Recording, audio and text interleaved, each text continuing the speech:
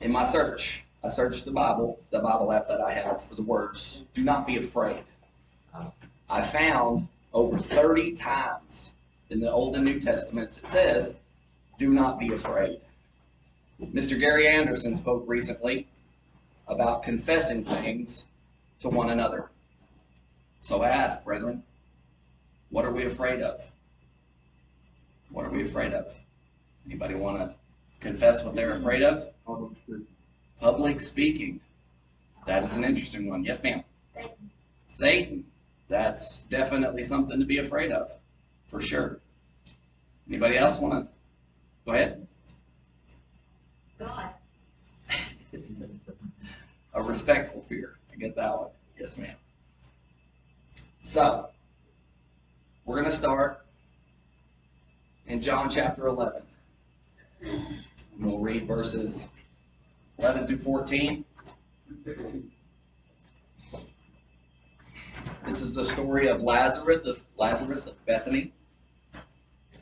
For time's sake, we're going to break into verse 11. These things he said, and after that he said to them, our friend Lazarus has fallen asleep, but I'm going so that I may awaken him. Then his disciples said, Lord, if he has fallen asleep, he will get well. Now Jesus had spoken of his death, but they thought he was speaking of the rest of sleep. For this reason, Jesus said to them plainly, Lazarus has died. So to me, this is a hard one to see to have someone close to you, like a sibling, die. To watch it, especially if they're rather young, you know. I've actually went through this twice, and the first one, I was very young. I was between 4 and 5 years old. It was my oldest brother, Donald. He was very young, probably mid-20s, I'd say. And I can't remember if I think my niece that was his was just a year younger than me or so. So she was 3, 4, something like that. And it was because he had an accident. He was on an oil rig. From what I understand, I have no proof of any of this, but for the story that was been told to me, he was out on an oil rig.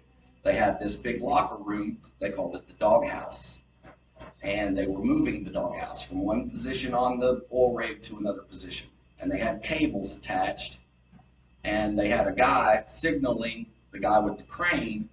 And Donald was standing back watching the whole thing. And he saw that one of the cables was starting to come loose. So he took off at a dead run, hit the guy, pushed him out of the way. Unfortunately, he was in the way. I fell. And I really hope that's the true story. I really do. I can't wait to get it from him one day. But I really hope that. And like I said, I was 4 or 5 years old. I don't remember much about it, but I do remember seeing him in the casket. Going through. Mom and Dad made us, even my little sister, who was a couple of years younger than me, made us go to the funeral. She wanted us to have the experience. And it hit me about 3 days later that I wasn't ever going to see him again. I was on my way from the neighbor's house back to our house, and I just sat down in the road. Let it all out right there. And then I was okay. So, going through the death of a sibling, anybody ever done this? Yeah. A few of us. Now the other one, we knew about it. Everybody got to go in, say goodbye before they pulled the plug. She'd had COPD or whatever it is, the breathing condition, for years, and that's what took her out eventually. So.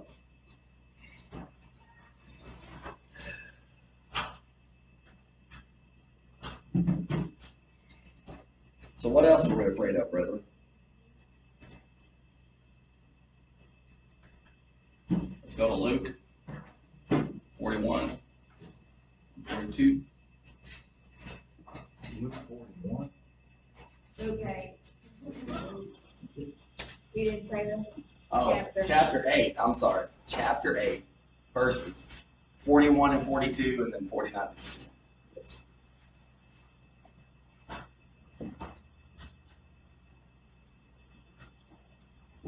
Verse 41, and behold, a man came whose name was Jairus.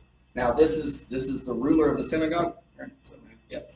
This is one of the leaders of the synagogue who comes to Jesus because his daughter is dying. At least he's afraid of her dying. And he comes to Jesus to ask him to heal her.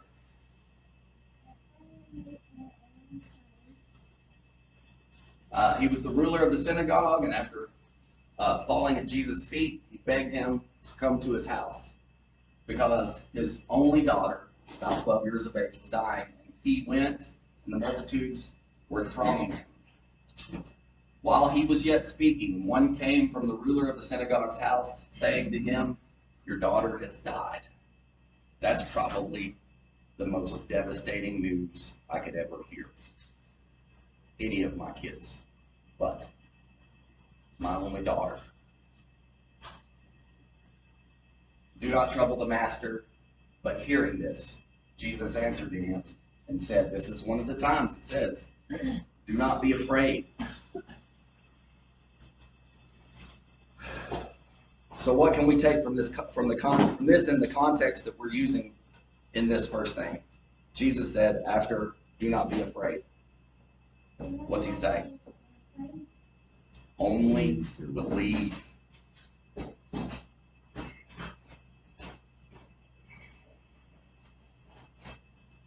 To me, this is just another way for Jesus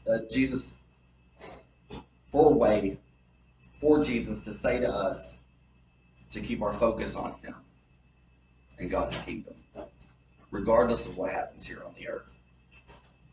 We must put the kingdom of God above absolutely everything on this earth. We can't hold anything on this earth more important than his kingdom.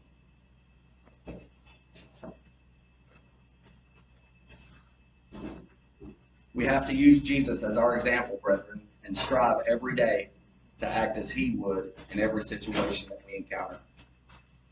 Back when I was in high school, they had this thing called WWJD. They had it on bracelets, they had it on hair ties, several different things. It stands for what would Jesus do? So I'm telling you today that we have to do that every day. We have to live what would Jesus do every day.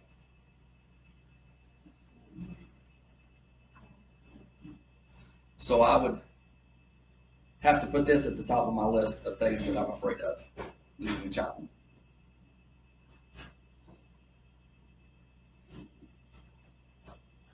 I watched my brother and his wife go through this in probably the most horrible way possible. Suicide.